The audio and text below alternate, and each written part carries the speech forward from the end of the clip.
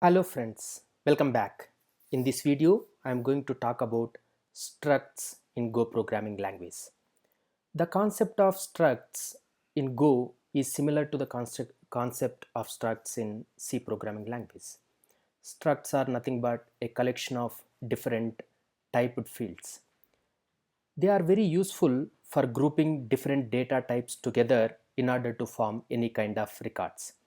These data types can be built-in data types such as string, integer, float, maps, or it can be user-defined custom data types. Basically, structs will help to group these different data types together in order to form a record. So how do you define or declare a struct in Go programming language? You must use the type keyword followed by the struct name. After that, the struct keyword itself. You must use curly braces within which you have to actually define the fields that are part of the struct. In my case, employee is a struct which has two fields. One is name, another one is age. Name is of type string, age is of type int. Once you have your struct declared, how exactly you create different instances of a struct in Go? Let us look at this function create struct instances, which actually creates different instances of struct employee. There are multiple ways to actually create struct instances. One way is to use the keyword new. This is my struct variable name and I am assigning it to the result that comes as soon as I invoke new and employee. As soon as you use new, this particular expression basically allocates a memory for all the fields that are part of employee. In this case, employee contains name and days, so the memory will be allocated for that, and then the field values will be initialized to the default values. Name is a string, so it will be defaulted to empty string. Age is a int, so the value will be defaulted to 0. So as soon as memory is allocated and the fields are initialized to default values, then this expression returns a pointer. So employee 0 is a pointer to the newly created employee struct. Note that this expression is basically a short form for this expression, where I have explicitly used the var keyword, defined the variable name, and then pointer to the new struct. In this here I'm actually printing the employee struct. Since employee 0 is a pointer, I am dereferencing it using star. Once struct is actually created, you can access the fields within the struct using the dot. Here I am accessing name as well as age using the dot. As you can see, employee 0 is basically a pointer. So here I am explicitly dereferencing it using star and then accessing the name and assigning the value employee 0 to the name. If you don't want to dereference it explicitly, you can directly use employee 0 dot age like this. Since this is so common, the Go has provided as a way for us to actually omit explicit dereference. So this is also a valid thing, and this is actually easy way to actually access the fields of struct. This is one way using the new keyword. Another way is actually to directly create a struct using the struct name employee, and within that I am actually initializing the values to employee 1 and 26. As you can see, I have explicitly used the ampersand, so employee 1 is still a pointer because I am using ampersand, which is basically getting the address of the employee 1 struct. Okay, there is yet another way in order to create a struct. If you look at this closely, here I haven't explicitly specified the name fields. My struct contains both name and age, but here I haven't explicitly specified them. If you want, you can actually specify the field names explicitly like this. As you can observe, here the order does not matter. In my struct, I have name followed by A's. Here I have used A's first and name. This will work because I am explicitly specifying the field names.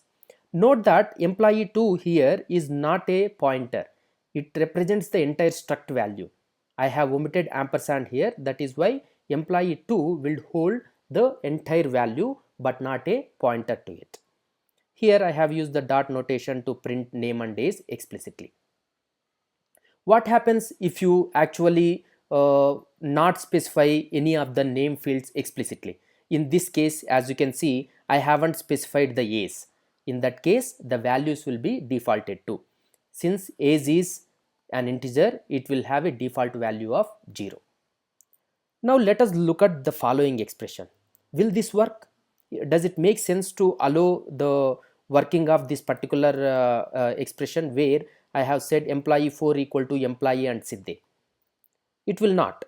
It will throw an error saying that too few values in the struct initializer. Why is that? Employee has both name and age. If you simply specify one value, what does this Siddhe refer to? Is it actually a name or is it a age? For some reason, let us say Go makes a wild guess and thinks that my employee has only one string which is name, so let me assign Siddhe to name. That is not going to work if you have multiple strings, right? If you have, let us say, first name as well as second name and no age, then what will this Siddhe refer to, right? That is why this is not allowed. But if you want it, you can explicitly use the name specifier. In that case, you can omit the other fields within a struct. Let me actually execute this particular program and make sure that things work as expected. I am executing the create struct instances. As you can see, as soon as the new keyword is used in order to create a struct, then the values are defaulted. Empty string, if you observe it closely, there is a space there, right? That is empty string followed by 0. And when I print employee 0 by dereferencing using star, you can see that employee 0 and 25 is printed without any issues. Okay. Same is true here. Age and name fields can be explicitly accessed and those got printed without any issues. Before I close on structs, let me just give you how you can pass around structs in Go. Let us look at pass structs around function. Here I am creating a struct named employee whose name is emp and the age is 30.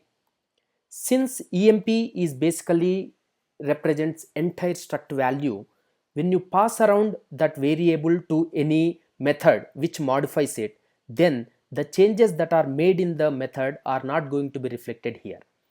Here I have used a method named modify struct, which actually modifies the name of an employee by prefixing new. Since I am passing employee object as is here, in this case the changes that are made will not be reflected here. If you want the changes to be reflected, then you need to pass the reference to it. How do you get a reference to employee struct? Just use ampersand. Since I am passing a reference here, the function must receive not a employee variable directly, rather a pointer to it. That is why I have created a separate method modified struct using reference, which takes a pointer to the employee struct, and I am passing a memory address of the employee struct. In this case, the changes made within the function will be reflected because the changes are made using the references. As we discussed earlier, whenever you use new, the result will be a pointer. Since emp1 is a pointer, I can directly pass it without using ampersand because emp1 itself is a pointer. I think that's all, folks, about struct in Golang. Thank you very much for watching. Let us meet in my next video. See you. Bye.